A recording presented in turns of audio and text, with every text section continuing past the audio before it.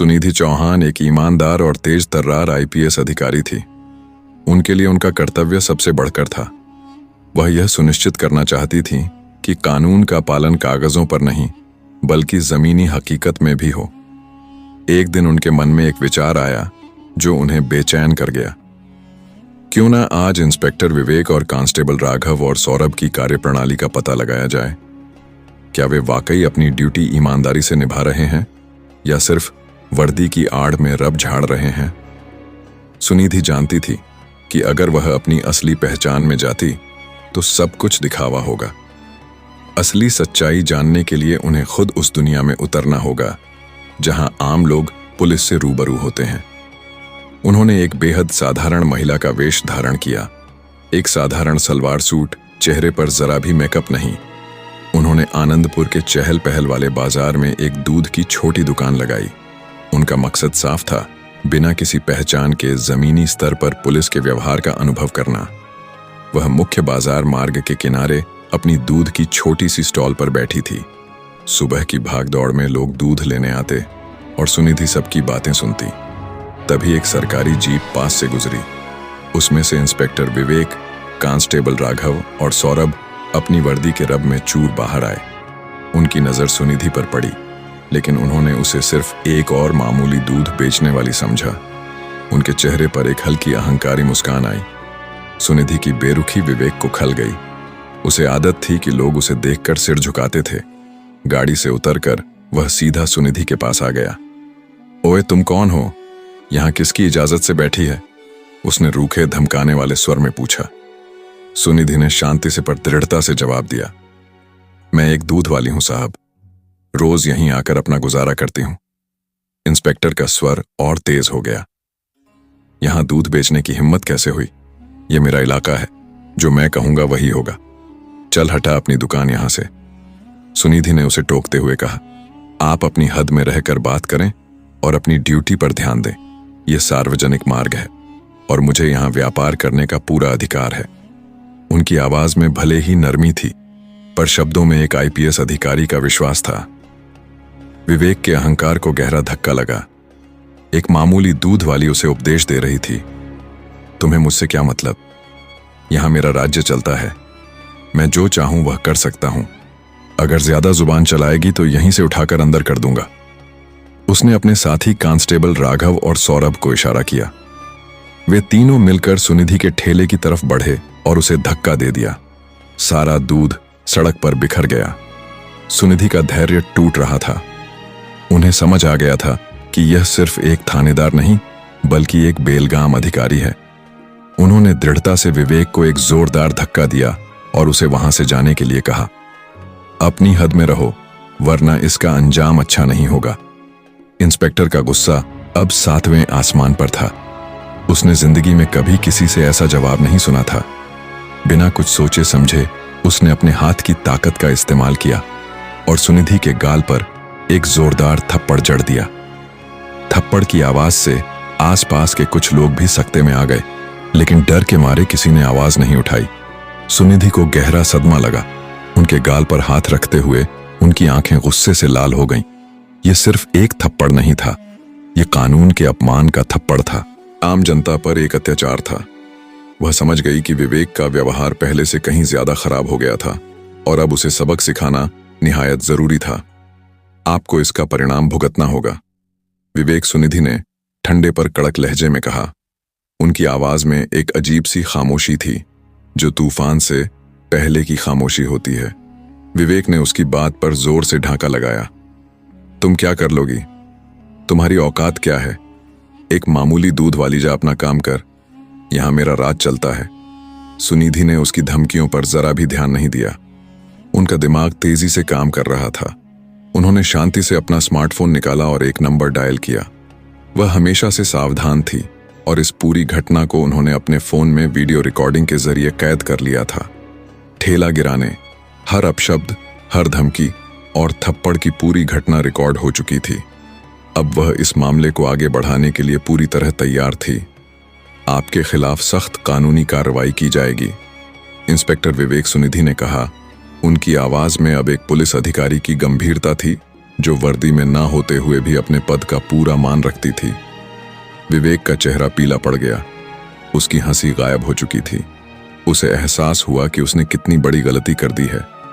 यह दूध वाली कोई मामूली औरत नहीं थी, लेकिन अभी भी वह अपनी गलती मानने को तैयार नहीं था। तुम मुझे धमकी दे रही हो?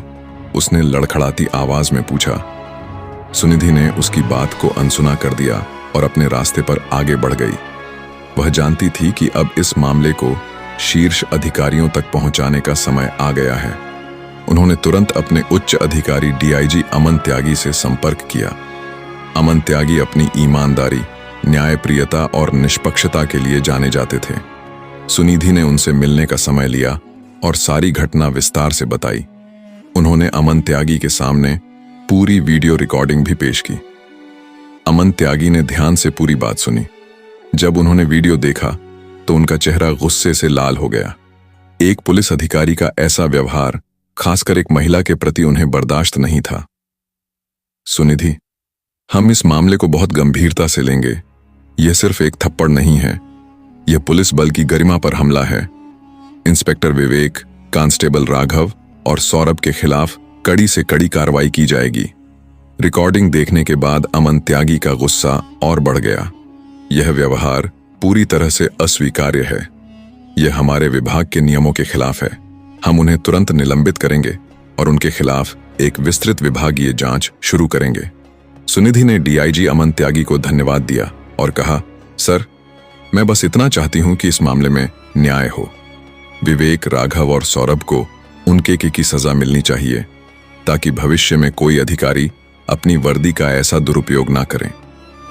डीआईजी अमन त्यागी ने सुनिधि को आश्वासन दिया कि वह न्याय सुनिश्चित करने के लिए हर संभव प्रयास करेंगे।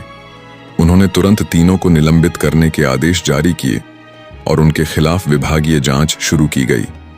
पूरे पुलिस महकमे में यह खबर आग की तरह फैल गई और उनके सहयोगी भी हैरान रह गए। जब विवेक, राघव और सौरभ को पता चला कि उनके खिलाफ विभागीय जांच और साथ ही आपराधिक मामला भी शुरू हो गया है, तो वे बुरी तरह घबरा गए। उनके माथे पर पसीना आ गया। उन्होंने अपने वरिष्ठ अधिकारियों से बात करने की कोशिश की, लेकिन किसी ने उनकी कॉल का जवाब नहीं दिया। सब उनसे दूरी बनाए हुए थे। उन्होंने तुरंत अपने वकील श्री शर्मा से संपर्क किया और गिड़गिड़ाते हुए कहा, मुझे इस मामले में बचाना होगा सर। हमारी नौकरी और इज्जत दोनों दांव पर हैं।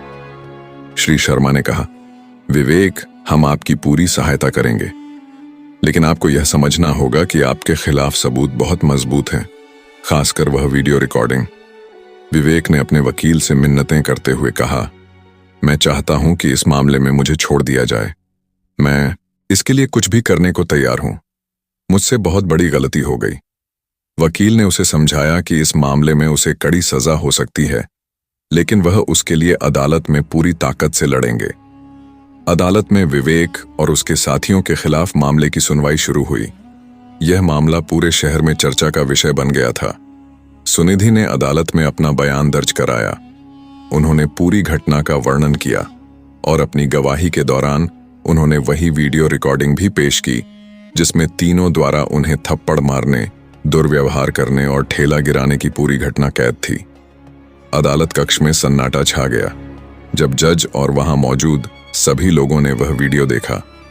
विवेक के वकील ने सुनिधि से जिरह करते हुए पूछा, आपको कैसे पता चला कि विवेक ने आपको मारा था? हो सकता है वह कोई और हो।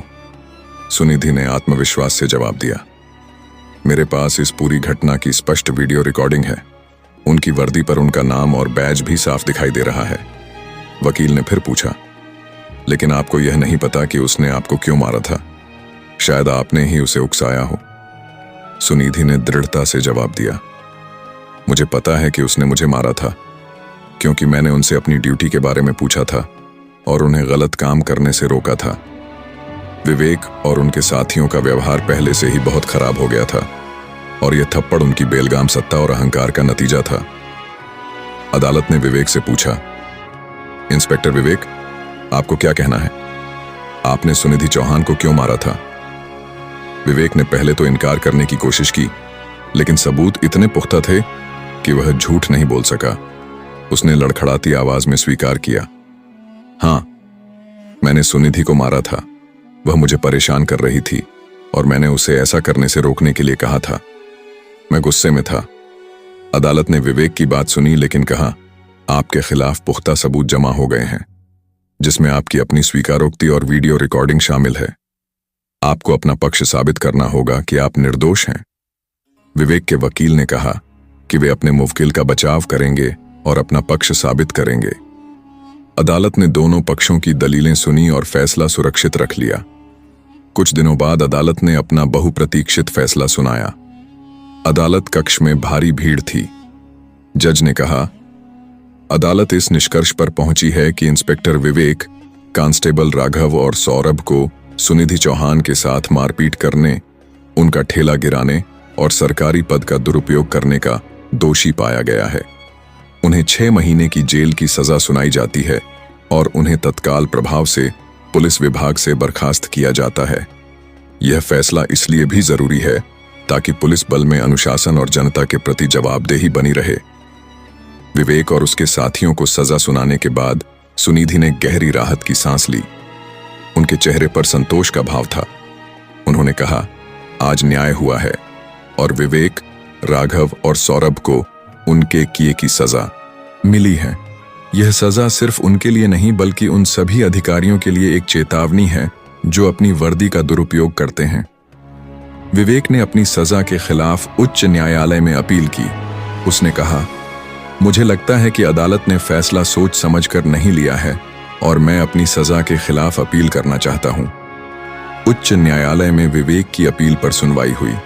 उसके वकील ने दलील दी कि विवेक को गलत तरीके से फंसाया गया है और उसे छोड़ दिया जाना चाहिए, लेकिन उच्च न्यायालय ने विवेक के वकील की दलीलों को खारिज कर दिया। न्यायालय ने कहा, विवेक और उसके साथियों के खिलाफ पूरे सबूत हैं और हमें लगता है कि निचली अदालत का फैसला पूरी तरह से सही और न्याय संगत है। अपील खारिज की जाती है। उच्च न्यायालय से भी झटका लगने के बाद विवेक ने अपनी सजा को स्वीकार कर लिया और जेल में अपनी सजा पूरी करने के लिए तैयार हो गया। अदालत का फैसला सुनकर सुनिधि चौहान के चेहरे पर एक गहरी संतुष्टि थी। यह सिर्फ एक केस की जीत नहीं थी, बल्कि यह ईमानदारी, साहस और न्याय की जीत थी। उन्होंने यह साबित कर दिया कि वर्दी का सम्मान उसकी ताकत से नहीं, बल्कि उसकी जवाबदेही और सही नीयत से होता है। विवेक, राघव और सौरभ को सजा मिली, लेकिन यह सज्जा सिर्फ उनके लिए नहीं, बल्कि उन सभी अधिकारियों के लिए एक चेतावनी थी जो अपनी वर्दी का दुरुपयोग करते हैं। यह कहानी हमें सिखाती है कि चाहे कोई कितना भी शक्तिशाली क्यों ना हो, अगर आप सच्चाई और न्याय के लिए खड़े होते हैं तो जीत हमेशा आपकी होती है। सुनिधि चौहान की यह कहानी पूरे पुलिस महकमे के लिए एक मिसाल बन गई।